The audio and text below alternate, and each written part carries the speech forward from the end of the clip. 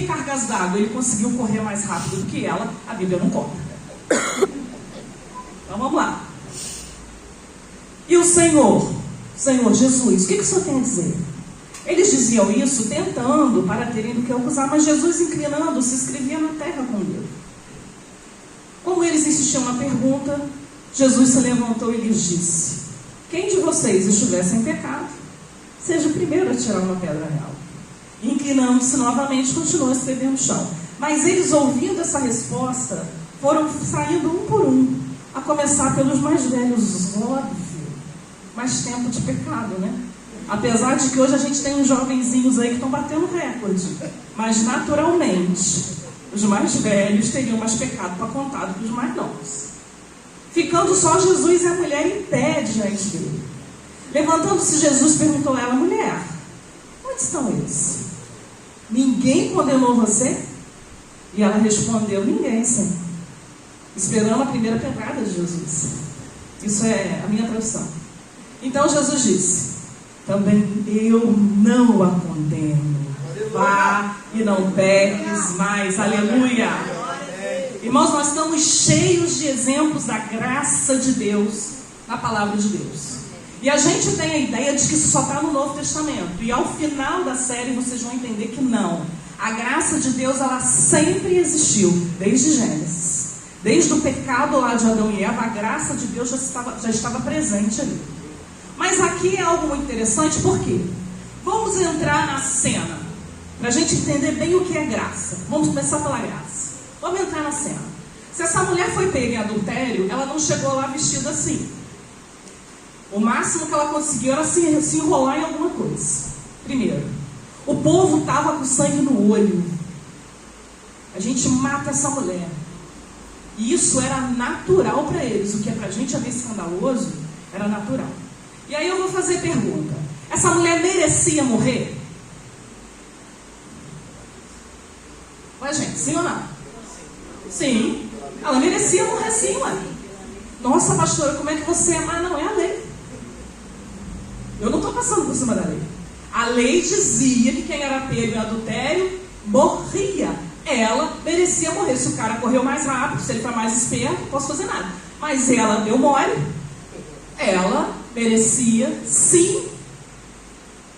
E aí eu pergunto para vocês: o que nós merecemos? Nada contra o louvor, tá? Mas a gente canta restitui. Restitui o quê? O louvor tem todo um contexto. Eu pegando só a palavrinha do restitui. Eu quero de volta o que é meu. O que a gente tem direito?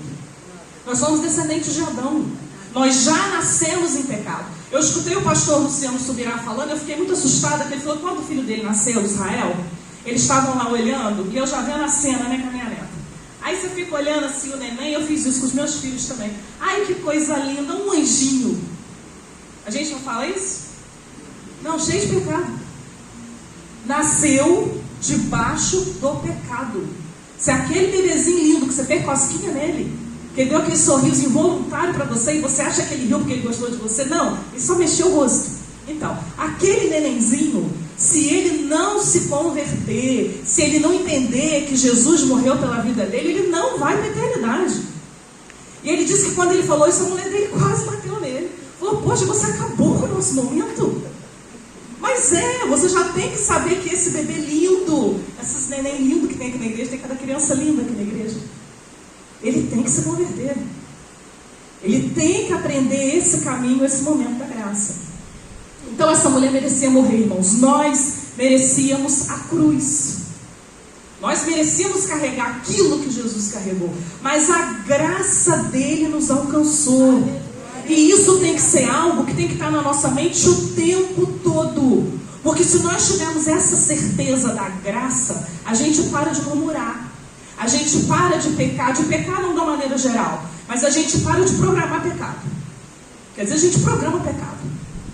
A gente para com muita coisa, porque a gente entende que nada do que a gente faz paga isso. Nada do que a gente faz. Mas por que dessa graça, irmãos? Pode colocar aí para mim. Isso. Pode voltar. Isso. A lei e a graça no Antigo e no Novo Testamento. Como eu falei para os irmãos, A lei e a graça andaram juntas no Velho Testamento. A lei e a graça vão andar juntas no Novo Testamento. Porque o pastor Fábio falou que é algo que é uma verdade.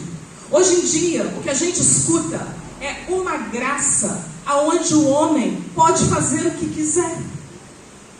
Ele pega textos isolados e ele diz o seguinte: não, a graça de Deus me alcançou, Deus levou sobre si o meu pecado, então eu faço o que eu quiser. Não, não é assim que funciona. Não é desse jeito.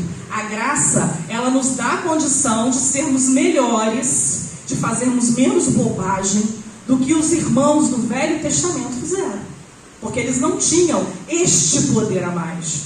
E vamos entender mais uma coisa. Depois de Atos 2, além da gente ter a graça, quando Jesus vem, quando Jesus derrama a graça sobre N pessoas, nós temos um monte de história. Eu podia ter ficado só no Novo Testamento com vocês. Mas é bom a gente entender que isso já aconteceu no Velho. Independente disso, em Atos 2 há um derramamento do Espírito. O nosso corpo tem o templo do Espírito Santo.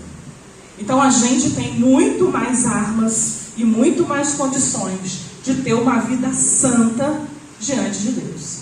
Então a gente vê a chegada da lei especificamente quando? Com Moisés. Especificamente com Moisés. Moisés lá no Sinai, Moisés com as tábuas da lei. É aquele momento específico da lei. Mas entendam que lá em Adão e Eva existia algum tipo de lei não escrita. Porque o que Deus disse para eles?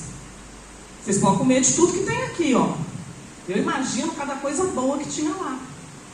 Eu fico pensando nisso. Quando eu chegar no céu, que manga boa que deve ter lá no céu. Sem casca, sem caroço. Tudo docinha. Vocês acham que eu não penso nisso? Claro que eu penso. Claro que eu penso. Quem gosta de comer, pensa nessas coisas. Então imagina quanta coisa boa que tinha lá. Deus só deu uma ordem. Não coma disso aqui. Por quê? Porque o dia que você comer, você vai morrer. E às vezes Deus nos pede uma coisa só. Não faça isso, não pise aqui, não vá nesse lugar. Porque o dia que você fizer, você vai morrer. Ninguém melhor do que nós para saber a nossa estrutura e o nosso nível espiritual. Até onde a gente aguenta ir. Até onde a gente suporta. Mas Deus sabe. E aí no momento onde eles quebram a lei, há o pecado, a morte e a maldição. A gente ouve muito hoje em dia falar em maldição hereditária. Não vou entrar no quesito. Mas a Bíblia é muito clara quando ela fala em bênção e maldição. E eu já falei várias vezes esses textos para vocês aqui. Final de Deuteronômio, final de Josué, tudo tem isso. Mas quando que era a maldição? Quebra de princípio, quebra de lei, quebra de ordenança. Você quebrou, você pecou, você está em maldição. E quanto que é a bênção? Obediência. Obedeci, cumpri aquilo que Deus tem para a minha vida, cumpri a lei. E glória a Deus por isso que existe lei, porque senão não estou perdido aqui, se não tivesse lei. A bênção, ela precede a obediência, ela procede a obediência, ela procede a lei. Então bênção e maldição é isso. Então a gente vê isso lá na chegada de Moisés. Mas antes disso a gente vê o homem caindo lá, Adão e Eva. A gente vê lá na época de Noé. Vamos pensar lá em Noé. O que os irmãos acham que aconteceu com Noé? Noé foi salvo pela lei? Não tinha lei. Noé foi salvo pela fé. Deus disse para ele, ó, faz, ele fez. E uma família inteira foi salva, foi resgatada pela graça de Deus. Só por isso. Deus amou, Deus viu que era justo e tal, foi lá e fez. Então Noé foi salvo pela graça. A família dele foi salva pela graça. Onde? No Velho Testamento. E aí a gente vê a aliança de Deus. Isso.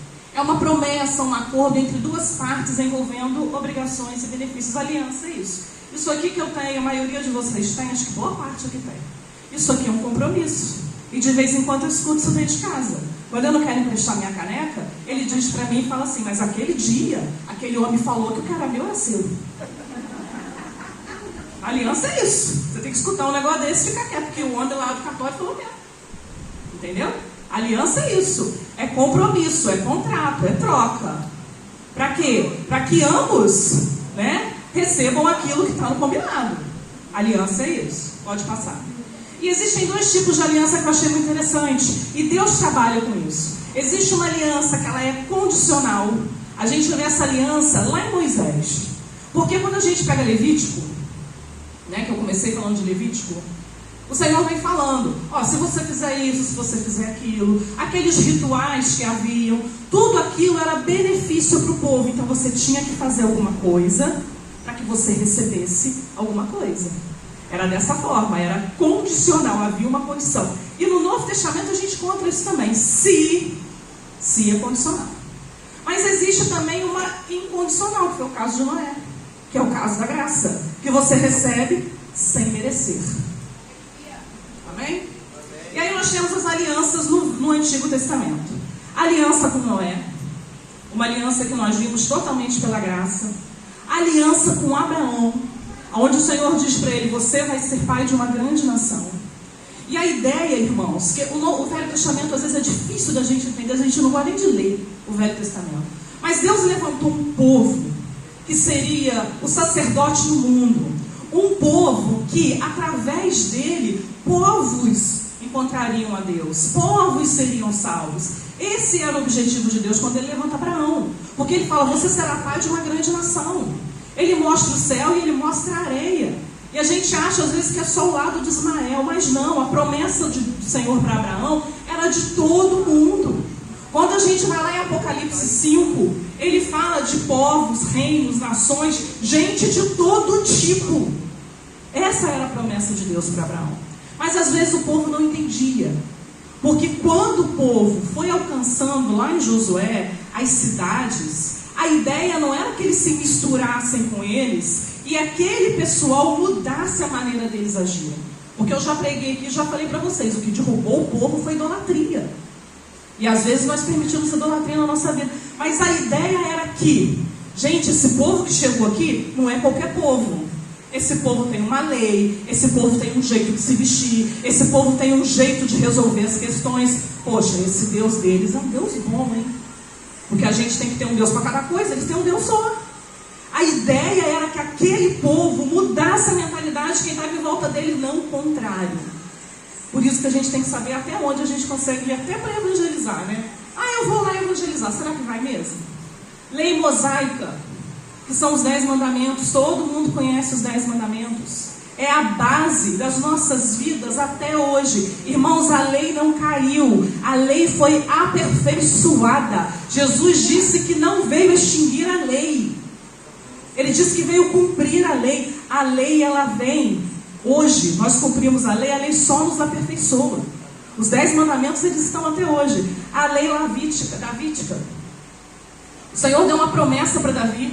Ele falou que não faltaria descendente no trono dele. E ele já apontava para Jesus lá na frente que era a descendência de Davi. Uma aliança unilateral. Ele fez a promessa e a promessa se cumpriu. E nós estamos agora na nova aliança. Irmãos, Romanos 4, eu não vou ler o texto de Romanos 4, mas Romanos 4 começa um momento onde Paulo, porque assim que houve Atos 2 lá, a gente começa a ver a igreja, né, crescendo e tal, e aí tem os gentios que se convertem. Mas a gente precisa separar uma coisa. O gentio, nós somos gentios, nós nos convertemos ao cristianismo e não ao judaísmo. E naquela época o que eles estavam querendo é que eles se tornassem judeus, que as práticas, que as leis cerimoniais que já tinham sido derrubadas, que eles fizessem isso. E hoje nós encontramos um monte de igreja com hábitos, tá? Com rituais, com rotinas judaicas. É pecado? Não sei. Quem sou eu para dizer que é? Eu só sei que eu não preciso fazer. Porque eu não me converti ao judaísmo, eu me converti ao cristianismo.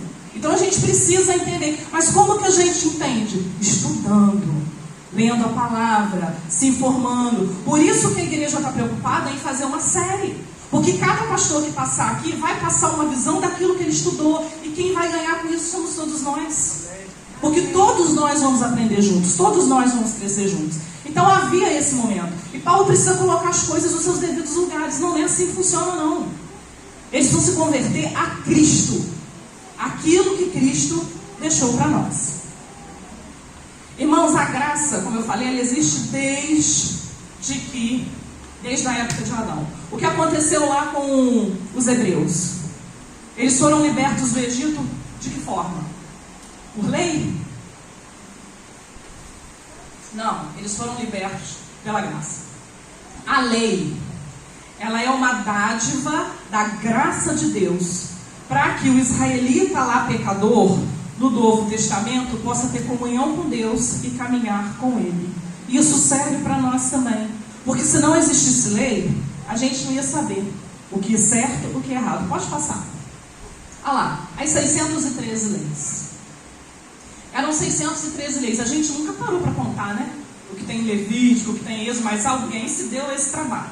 Alguém que estava à toa conseguiu contar 613 leis. E eu não tenho tempo para fazer um negócio desse. Mas glória a Deus que alguém fez. Dessas 613 leis, elas são divididas mais ou menos em dois tipos. 365 são proibições. E eles entendem que isso é uma para cada dia do ano. E 248 são afirmativos. E a gente vai ver a relação de lei com graça exatamente aqui. Porque quando a gente vai lá para Mateus 22, a gente vai ver o Senhor ordenando o quê? O que Jesus nos ordenou? Amar a Deus acima de todas as coisas e amar ao próximo como a si mesmo. E quando a gente pega os 10 mandamentos, os 4 primeiros, ele fala exatamente do nosso relacionamento com Deus. É só vocês pegarem lá e ler. Eu não vou ler porque vai ocupar muito tempo. Vocês peguem lá e ler. Os primeiros 4 mandamentos, quem estudou comigo no seminário já sabe disso. Já caiu até na prova. Os 4 primeiros caiu na prova. Os 4 primeiros é o seu relacionamento com Deus, que é um relacionamento... Ah, você não me faz passar vergonha, não. É um relacionamento vertical. Os outros 6 é um relacionamento com o homem, que é um relacionamento horizontal. Então, nos 10 mandamentos, lá em sei lá quando, não peguei essa data, a gente já via aquilo que o Senhor Jesus ia falar lá em Mateus. Amar primeiro a Deus, amar a Deus acima de todas as coisas e amar ao próximo como a si mesmo. A gente vê a lei sendo complementada pela graça. A lei também do Novo Testamento. E aí nós vamos para a aliança lá do Sinai. Isso, que está em Êxodo 2, que é um tipo bilateral e exigia a fidelidade de Israel. Então havia uma concessão. Israel fazia, Israel era abençoado. Irmãos, nessa época aqui, quando eu falei para vocês que eles chegaram lá com Josué, quais foram os problemas que aconteceram com o povo? A palavra de Deus fala que quem não conhece, não tem conhecimento, ele é enganado. A palavra de Deus é muito clara quanto isso. A gente precisa conhecer a verdade. A verdade vai nos libertar, mas se a gente também não conhece, a gente é enganado. O povo, quando chega lá, ele tem as ordens, ele tem as leis, ele tem a graça de Deus. Gente, aquele muro de Jericó foi derrubado com o quê? Com graça. Ninguém deu uma machadinha naquele lugar lá. Mas eles conviveram com os cananeus, alguns cananeus sobraram por ali. E naqueles ambientes haviam as leis dos deuses deles lá, os rituais horrorosos daquele povo, como o deus Maloque, que você tinha que sacrificar a criança, como Baal, que era um deus que eles entendiam que era um deus da fertilidade. E aí eles faziam rituais, orgias, e tudo que vocês possam imaginar de pior, eu acho que a gente não consegue, eu não consigo nem imaginar o tão pior assim. Era feito para agradar aquele Deus. E eles começaram a colocar isso na cabeça do povo.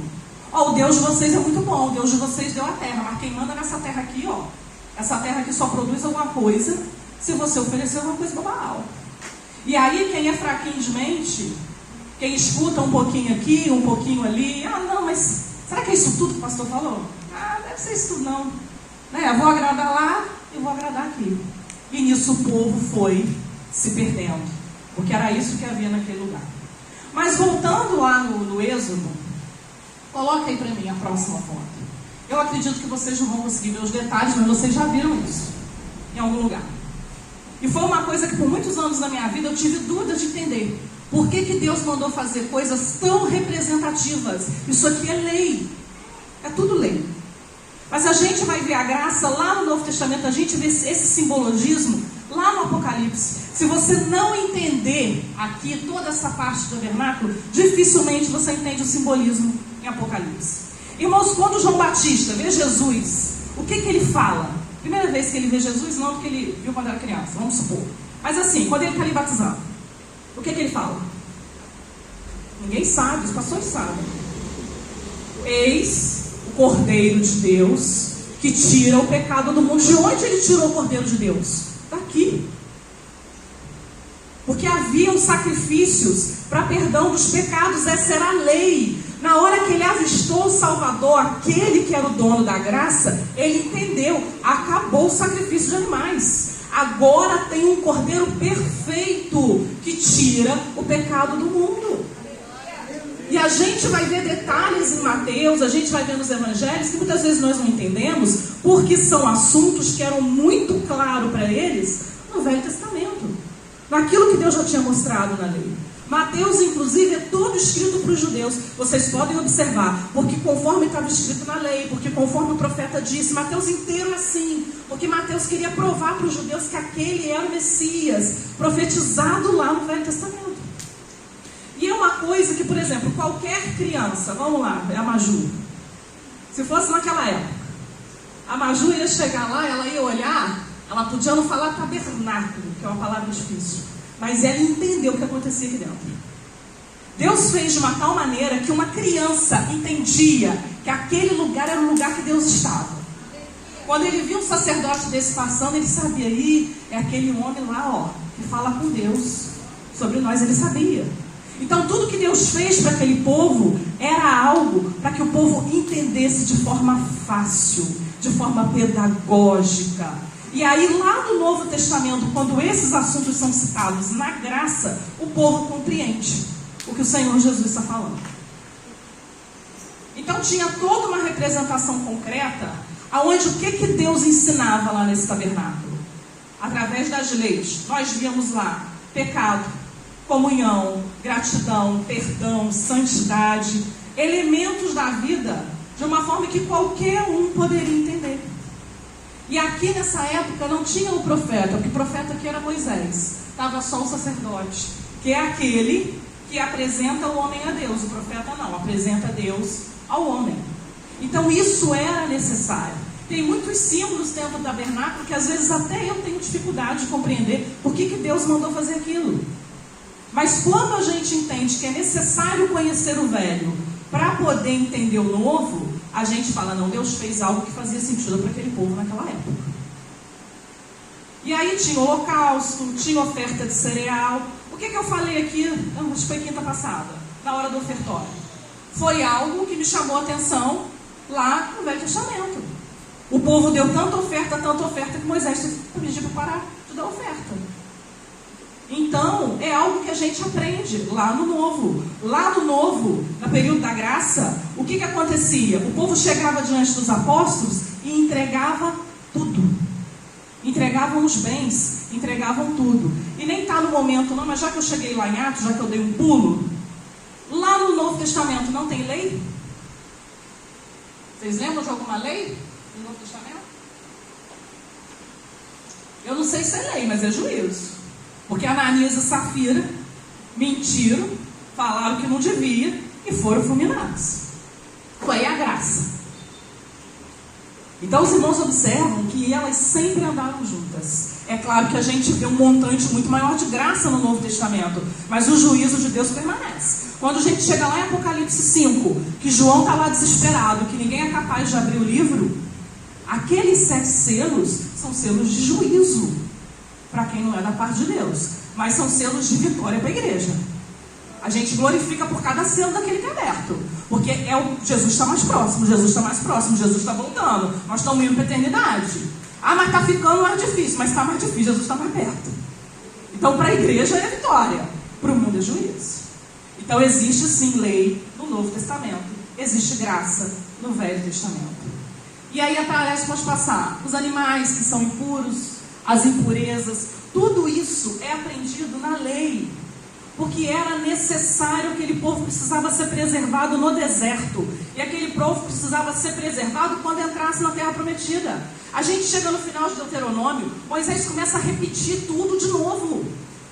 ler as leis de novo, falar com o povo das leis de novo. Quando você chega no final de Josué, acontece a mesma coisa. Você precisa ficar repetindo, porque a gente esquece mesmo. O dia a dia faz com que a gente se envolva com tantas coisas que às vezes a gente esquece. Por isso que são 5 quintas. E você não pode perder nenhuma. Você vai escutar hoje, aí quinta que vem você vai escutar alguma coisa que eu já falei, vai ser falada de novo. Mas a pastora já falou isso. Glória a Deus, se você lembra, você não esqueceu. Então não falta nenhuma quinta não. Pode passar. Pode passar esse também, que é santo comum, já falei sobre isso. Vamos lá para Mateus 5. Mateus 5 e 7 é o Sermão do Monte. E a gente vê claramente nesse Sermão do Monte que tinham mandamentos éticos, morais e teológicos. Tinha mandamento de ordem social. Como que você lida com as pessoas de uma maneira geral. E as leis cerimoniais, a gente vai ter uma questão com elas lá em Atos. E depois eu chego nesse ponto.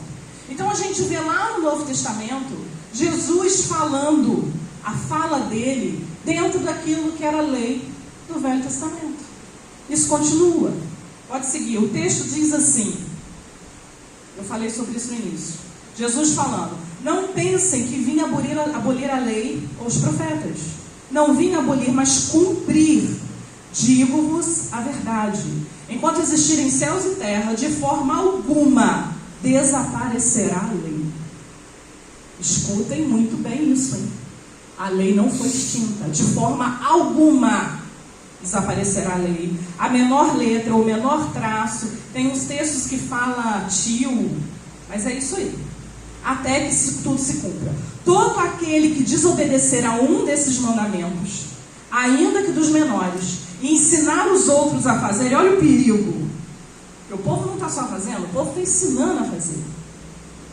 O mesmo será chamado menor no reino dos céus, mas todo aquele que praticar e ensinar esses mandamentos será chamado grande no reino de Deus. Irmãos, nós não podemos abolir isso ou tratar a lei como algo menor, porque a graça é uma bênção nas nossas vidas, mas ela é uma versão 0.2 da lei nas nossas vidas. O foco da mensagem de Jesus era que a lei não fosse abolida, mas principalmente que se entendesse o porquê da lei. Porque o que acontecia naquele meio lá? Pode ir para Jesus o novo Moisés. Isso, olha lá que bonitinho, né? Achei ele uma gracinha, por isso que eu botei ele. Pode seguir. O que acontecia no meio dos fariseus? Os fariseus, eles tinham orgulho de cumprirem a lei, certo?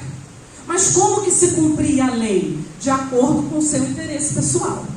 Então eu pego uma lei aqui que diz que eu não posso botar a garrafa d'água aqui. Eu não ponho a garrafa, cadê a caneca? Eu pego a caneca. Era assim que funcionava. Então o que Jesus vinha bater de frente com os fariseus não era contra a lei, não, a lei está errada, porque ele era o novo Moisés. Moisés profetizou que viria um profeta maior do que ele. Ele não vinha contra, ele só vinha explicar o seguinte: a lei, ela tem o porquê de existir, e ela tem que fazer parte, ela tem que estar dentro de você, porque se a gente faz uma coisa que não é por fé, nós estamos em pecado. E isso me preocupa muito, porque será que o que nós estamos fazendo, nós cremos no que nós estamos fazendo? Será que nós entendemos o que nós estamos fazendo? Até no momento de cultuar a Deus, eu estou entendendo o que está acontecendo nesse ambiente? A gente precisa compreender. Então a gente vê o quê? A justiça do reino, ela tem como referência a lei de Deus. Uma lei revelada a Moisés. Vocês acham realmente que aquilo que Deus falou ia ser jogado fora? Irmãos, foi Deus quem disse.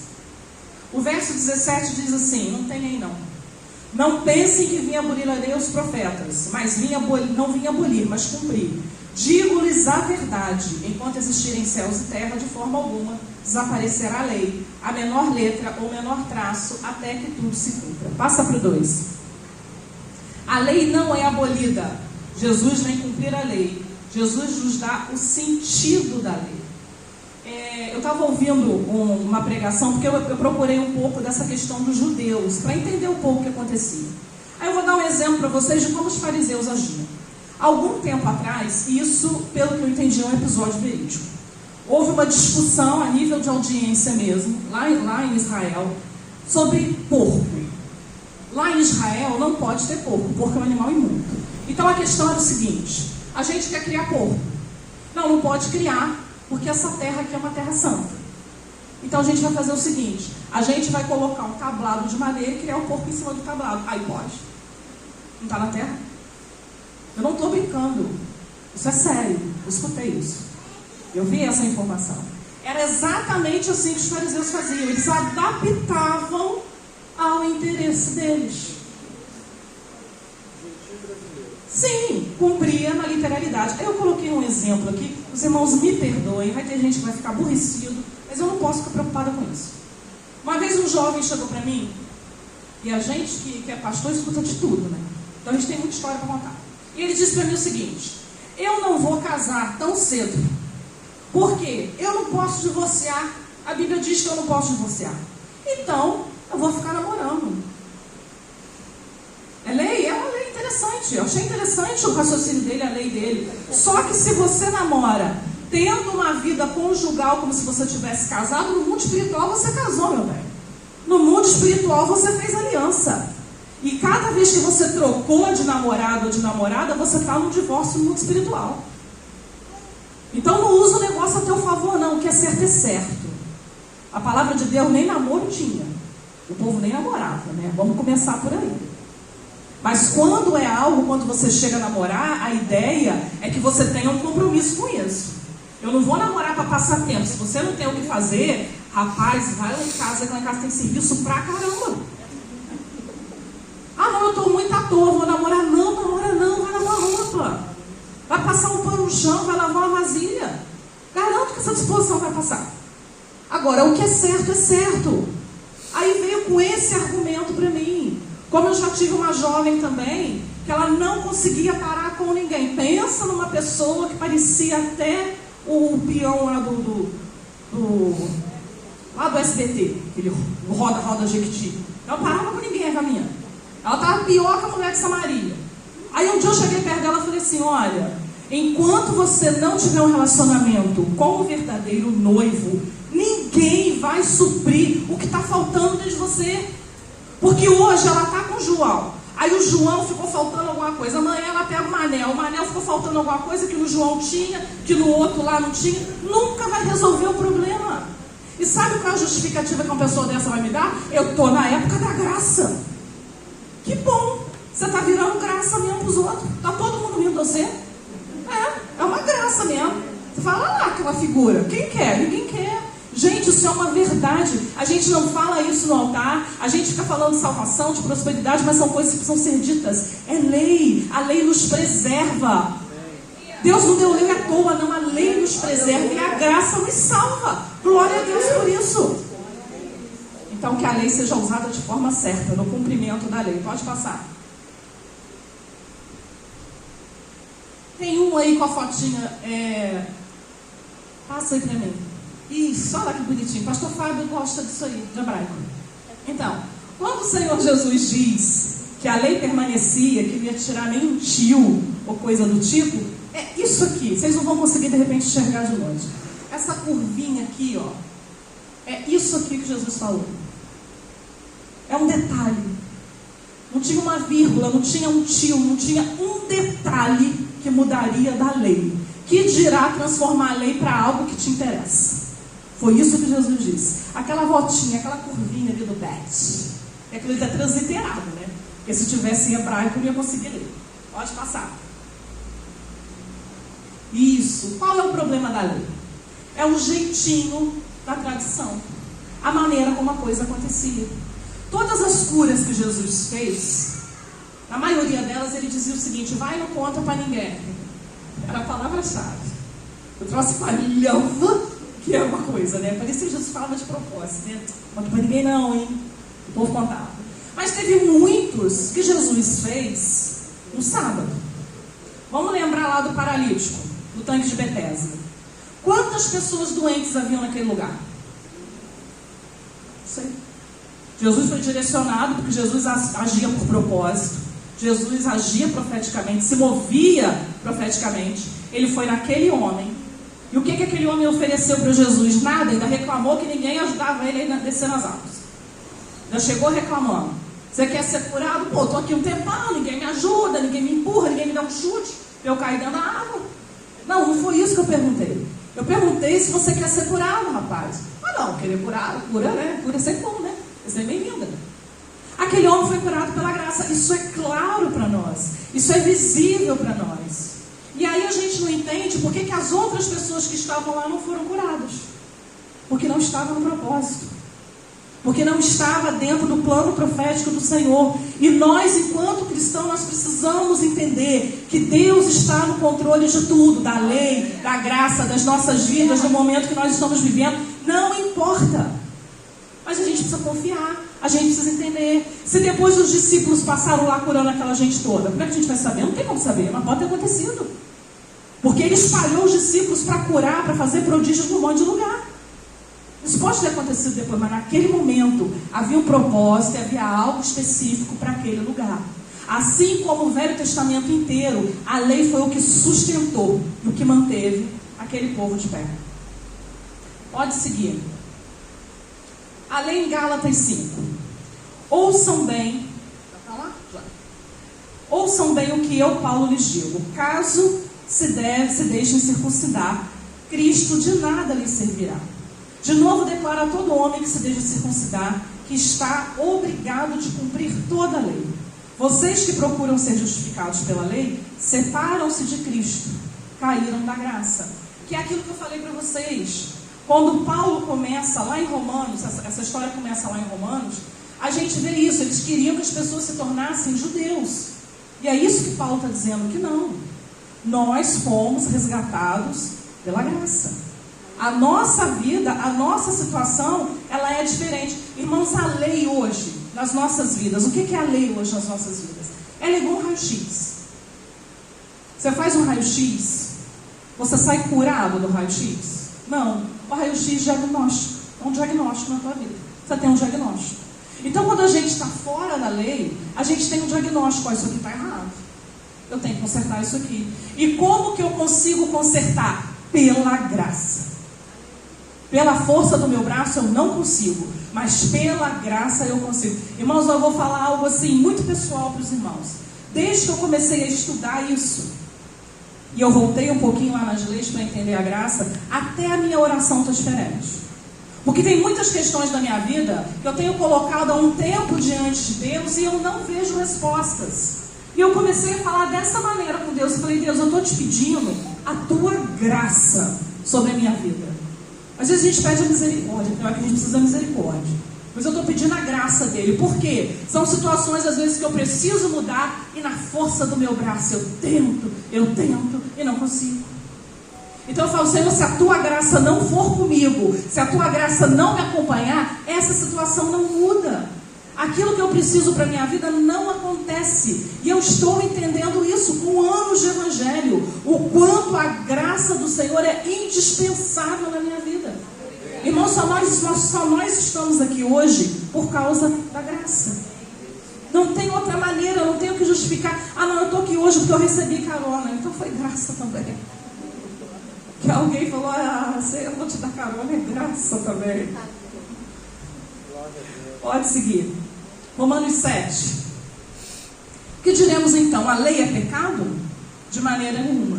Observem, irmãos, que às vezes os outros dizem assim, mas a Bíblia se contradiz. Não se contradiz.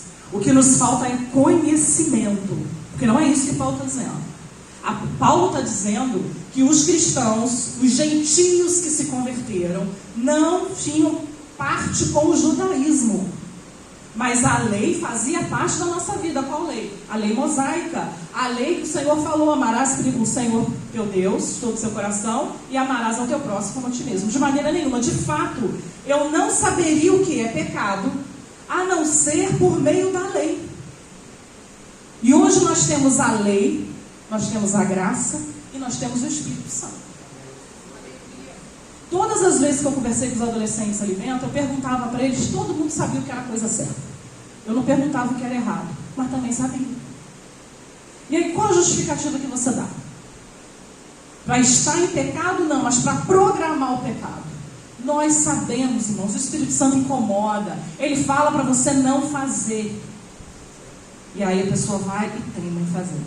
Pois na realidade eu não saberia o que é cobiça se a lei não dissesse, não cobiçarás.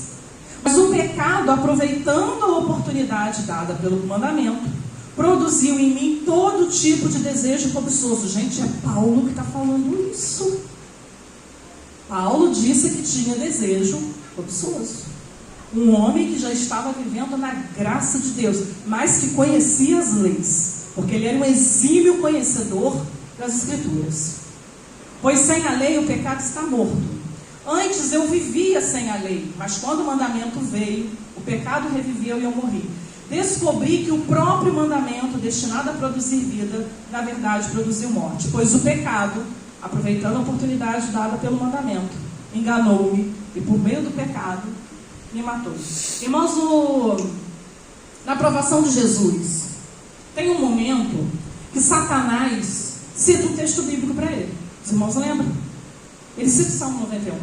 Você se joga daqui, você vai dar ordem aos seus anjos e eles vão te segurar. O texto estava errado? Não, mas fora de contexto. E aí Jesus vem e repreende ele dentro da palavra. O que Satanás fez ali é um exemplo muito claro do que acontecia no meio dos fariseus. E o que acontece hoje nos nossos dias é pegar a lei, deturpar a lei e usá-la da maneira que lhe convém. Isso. De fato, a lei é santa e o mandamento é santo, justo e bom. Se não fosse bom, Deus não tinha amado. Era outra pessoa que tinha falado, mas foi Deus que deu a lei.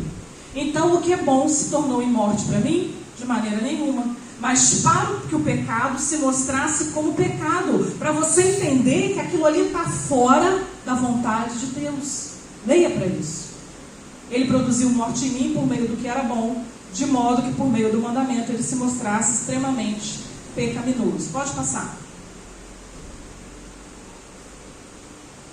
Vai para mim, para a lei não pode justificar, pode passar. Isso. Então, a lei não pode justificar nem salvar. A gente às vezes acha, eu já falei isso também, que os irmãos, os servos, os salvos do Velho Testamento, eles foram salvos pela lei. Não foram salvos pela lei. Como que Adão seria salvo? Como que Noé seria salvo? Se nem lei existia na época. Eles foram salvos pela fé. E eu já falei isso para os irmãos aqui. Se a gente faz algo sem fé, a gente está em pecado. A fé, ela é totalmente necessária. Aquele povo creu, aqueles homens, aquelas mulheres, eles creram naquilo que Deus disse. E a fé os salvou. Então eles não foram salvos por lei. Lei não salva ninguém. E aí a gente entra numa questão bem delicada, que é a questão do legalismo. Já ouviram essa palavra? Já, né? Dentro do legalismo a gente tem muita questão do uso-costume. Qual é o problema do uso-costume? Ele não te salva. Qual o problema dos rituais? Alguns rituais que se inventam no meio evangélico. Não te salva. Não vai ser você pular e rodopiar numa perna só que vai te fazer mais salvo do que quem está sentado e sentindo a presença de Deus da mesma maneira. Isso é legalismo. É você achar que um terno tem uma unção que uma camisa de malha não tem. Agora, eu respeito esses ambientes? Respeito. Quando eu vou pregar num ambiente de uso e costume, eu vou vestida a caráter. Porque se eu tiver que bater lá no Irã, eu não vou com esse cabelo solto. Eu vou botar um troço na cabeça, eu não sou maluca. Então a gente respeita o ambiente das pessoas. Agora, isso não traz salvação. E é algo que me preocupa muito. Eu e o pastor vivemos muitos anos num ambiente de uso e costume. Então, por exemplo, vou dar um exemplo clássico. Saia, calça e saia. A mulher de saia, ela é mais santa. Quem está de saia aí? Ah, lá. Nossa, irmã abençoada. Ela está sempre de vestido. Ela é muito santa. É mais santa. Agora nós, pastora, a gente está sempre de calça, pastora. Não é tão santa assim. Só que a gente chegava em reuniões, em grandes reuniões de jovens, então, as meninas chegavam tudo de vestido. Nossa, tudo santa. Mas parecia que elas tinham sido embaladas a vácuo. Você conseguia ver o rim. Você fala, pô, aquele rim ali tá um jeito, hein? Dá para doar. Aí eu ficava olhando aquilo e eu não consigo ficar quieta, né? Eu já falava com ele, isso não está certo. Ele, não, André, fica quieto, André. Não, isso não está certo. Olha lá, o pessoal está achando que calça comprida é indecente e isso é indecente. Irmãos, olha só, qual é a melhor roupa para você usar? A sua. Não quero ninguém usando a minha, não. Usa a sua. Mas a gente tem que ter pudor e temor. Não é porque nós estamos na graça que eu vou sair vestida de qualquer maneira. Nós somos templo do Espírito Santo. As pessoas, mesmo de calça, precisam olhar para mim e achar que eu não sou igual a ela. Tem alguma coisa na fala, tem uma coisa até na calça que ela está vestindo. Tem alguma coisa nessa pessoa que é diferente. A gente precisa ser identificado. E isso me assusta muito. Você usar a graça, assim como os fariseus usavam a lei a favor deles, hoje tem crente usando a graça para pecar. Tem crente dizendo isso. Não. Qual o problema de eu usar uma blusa curta para a igreja? Nenhuma, só não glorifica a Deus durante o culto. Porque você não pode levantar meio braço. Ninguém aqui veio para ver seu abdômen trabalhado. Ninguém. Ninguém. A gente está aqui para louvar a Deus. Então a gente tem que ter certos cuidados para se vestir para Deus. Isso aqui não é qualquer lugar. Eu estou na graça, glória a Deus. Exatamente por estar na graça, eu quero fazer a vontade de Deus. Irmãos, imagina o filho pródigo. Não vou contar a história, todo mundo conhece. Mas vamos pensar no dia seguinte. O menino acordou numa casa que ele não merecia estar. Ele senta num banquinho que ele não merecia sentar. Ele come um pãozinho quentinho que ele não merecia comer, porque lá na frente ele disse que queria parte da herança dele e acabou com tudo. E aquele pai dele recebe ele fedendo a porco, de braços abertos, dá anel, dá roupa, dá uma série de... Eu fico imaginando a cabeça desse menino. Se você não entrar na história, você tem que entrar na história. E ele sentindo aquele cheirinho e falar, meu Deus, eu não mereço isso. É graça. Eu não tenho dúvidas. Era uma parábola. Então, se era parábola, eu posso falar qualquer coisa. Eu não tenho dúvida que aquele menino, depois disso, não disse mais não pro pai dele. O pai dele falava, vem cá, amarra meu sapato aqui. Claro, pai, vou eu amarrar o senhor. Feliz da vida. Vem cá, passa um pentinho aqui no meu cabelo. Passa, senhor. Porque tudo que ele tinha, ele não merecia. Então, quando eu falo para os irmãos para tomar cuidado com a sua maneira de se portar, é porque você tem alguém acima de você para você agradar. Alguém que te deu um pãozinho quentinho que você não merecia. Alguém que te deu uma mesinha, uma caminha para você se deitar que você não merecia. Isso é graça. Se a gente pensar nisso, a gente muda a nossa maneira de agir. Meu Deus. Então, deixa eu dar um exemplo aqui. Manu, não é a sua filha? Me chamou muita atenção outro dia. Jesus falava com o pessoal que estava com ele, eu falo com o pessoal que estava comigo também. Eu acho que eu comentei até com a pastora Jane. Manu estava com um vestido comprido. E aí, num dos momentos do reviravolta dela, levantou e apareceu um shortinho. Eu falei, glória a Deus. Isso é ensino, isso é educação. A menina é deste tamanho. Mas ela já está crescendo num ambiente onde estão ensinando ela pudor. Ela está na casa do papai, ela não está numa festa, numa piscina, numa praia, não. Ela está na casa de Deus. O lar dela já está ensinando isso para ela. Se depois lá na frente essa menina não quiser ouvir, ela não tem nem argumento para bater boca com eles. Porque ela, desde pequenininha, ela cresceu nesse ambiente. Porque a gente precisa ser grato àquilo que Deus faz para nós. Irmãos, vai aparecer aí, eu não sei se esse slide daí, passa para mim. Não, pode passar. Não, não tá não, pode parar aí, volta. Isso, que o próximo eu encerro. Eu estava falando com os irmãos das leis. Houve então a reunião lá em Atos, e eles decidiram acabar com as leis rituais, cerimoniais, que eram aquilo que existia ali dentro do tabernáculo. Todos os sacrifícios, não tinha mais o porquê. Então veja bem, a lei não foi extinta. Por que não foi extinta? Porque o Cordeiro perfeito fez o sacrifício perfeito.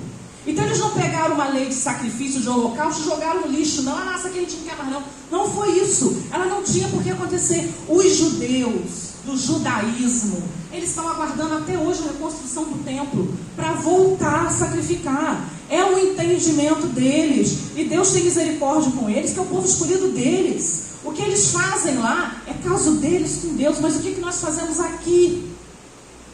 É isso que Paulo estava tentando ensinar para o pessoal. Agora, aquilo que é moral, aquilo que é civil, aquilo que é judicial, ela permanece nas nossas vidas, porque isso vai mexer diretamente no nosso caráter.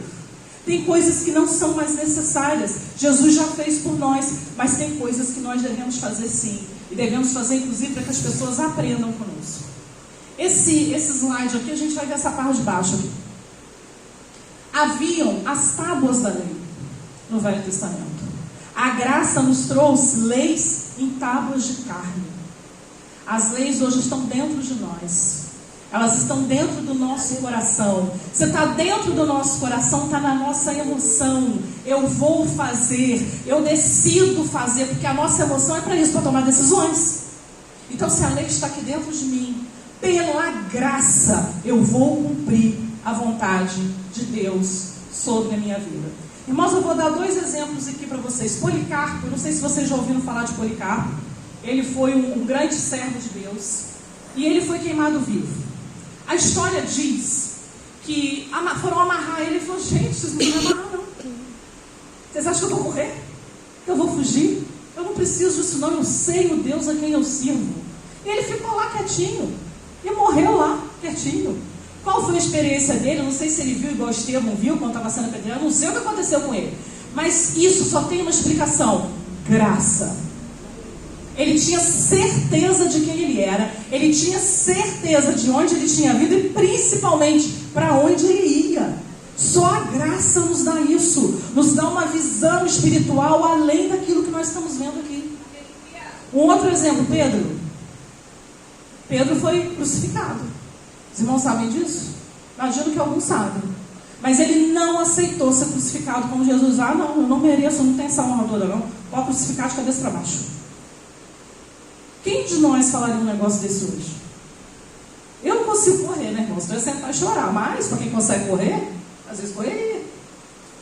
Mas isso é graça, é você saber para onde você vai. Se a gente não souber isso, a gente não permanece. Não tem como permanecer. O Evangelho, ele é pela graça.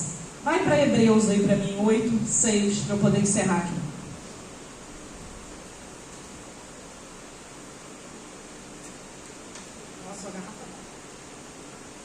O texto diz assim: agora, porém, o ministério de Jesus recebeu é superior ao deles, assim como também a aliança da qual ele é mediador é superior à antiga, mas não está excluindo, sendo baseada em promessas superiores, pois se aquela primeira aliança fosse perfeita, não seria necessário procurar outra no lugar, colocar outra no lugar para outra. Deus, porém, achou o povo em falta e disse: estão chegando os dias, declara o Senhor, quando farei uma nova aliança com a comunidade de Israel e com a comunidade de Judá. Não será como a aliança que fiz com seus antepassados, quando os tomei pela mão para tirá-los do Egito, visto que eles não permaneceram fiéis à minha aliança, eu me afastei deles, diz o Senhor. Esta é a aliança que farei com a comunidade de Israel depois daqueles dias, declara o Senhor.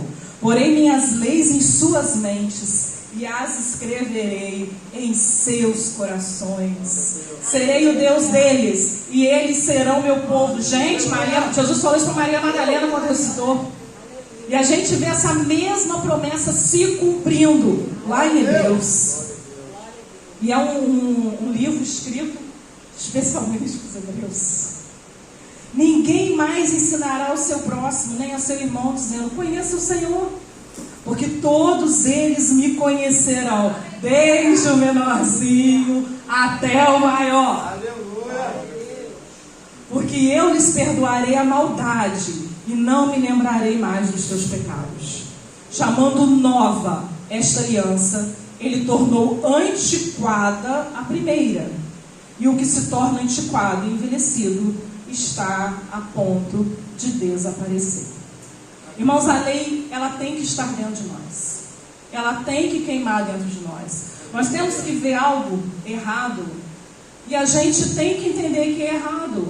E eu estou na graça, glória a Deus por isso, eu não vou fazer porque eu estou na graça. A gente não pode confundir, se o Ministério do Louvor quiser subir, pode subir que eu estou encerrando.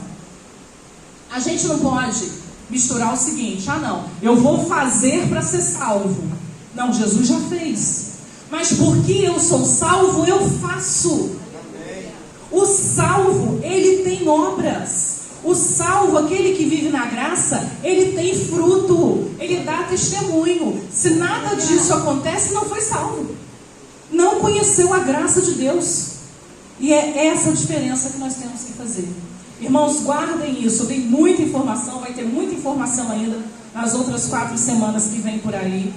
Mas entenda que a graça, ela não exclui a lei. E a graça, ela te dá condições de cumprir a vontade de Deus sobre a tua vida. Amém, queridos? Vamos ficar de pé, pastor?